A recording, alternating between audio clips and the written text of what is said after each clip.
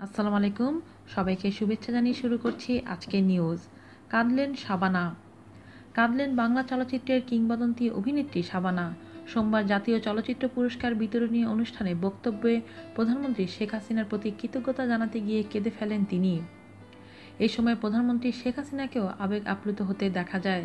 বঙ্গবন্ধু আন্তর্জাতিক সম্মেলন কেন্দ্রে অনুষ্ঠিত পুরস্কার বিতরণী অনুষ্ঠানে শাবানা বলেন, আমি দীর্ঘদিন দেশে ছিলাম না। দেশে ফিরে প্রধানমন্ত্রীর সঙ্গে যখন সাক্ষাৎ করলাম, তিনি আমাকে জড়িয়ে ধরেছেন। ওই সময় আমার মনে হচ্ছিল তিনি শুধু আমাকে নয়, দেশের চলচ্চিত্র শিল্পকে জড়িয়ে রেখেছেন। শাবানা বলেন, প্রধানমন্ত্রী দেশের চলচ্চিত্র নিয়ে ভাবেন, জানেন, মূল্যায়নও করেন। আমি আশাবাদী তার দিক নির্দেশনায় দেশের চলচ্চিত্রে নতুন গতি লাভ করবে। আজীবন সম্মাননা প্রদান করায় তিনি প্রধানমন্ত্রী ও জুরি বোর্ডের সদস্যদের কাছে কৃতজ্ঞতা জানিয়ে বলেন, এই সম্মান আমার একার নয়, আমার নির্মাতা, প্রযোজক, দর্শক তথা যাদের কাছে আমি শাবানা, তাদের কাছে উৎসর্গ করলাম। আমি রত্না থেকে আজকে শাবানা হয়েছি, আপনাদের মধ্যে শাবানা হয়েই বেঁচে থাকতে চাই।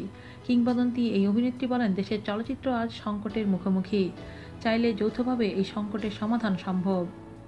সমস্যার মাঝেই লুকিয়ে থাকে সমাধান। যখন আমাদের পাশে প্রধানমন্ত্রী আছেন, তখন কোনো সংকটই থাকতে পারে না। তিনি বলেন, আমি মনে করি সিনেমা শিল্প কাজে ভালোবেসে দায়বদ্ধতার জায়গায় নিতে হবে। নতুন যারা আছেন, পড়ছেন, লগ্নি করছেন, যারা প্রবীণ ছিলেন তাদের দেখানো পথেই এগোতে হবে। তিনি বলেন, আমি বিশ্বাস করি দেশের চলচ্চিত্র মুখ থুবড়ে পড়ে থাকবে না। দেশের চলচ্চিত্র বিশ্ব দরবারে একদিন যোগ্য স্থান করে নেবেই। দেশের চলচ্চিত্রের উত্তরণ ঘটবেই। আজ এ পর্যন্তই। ভালো থাকবেন সবাই। আল্লাহ হাফেজ।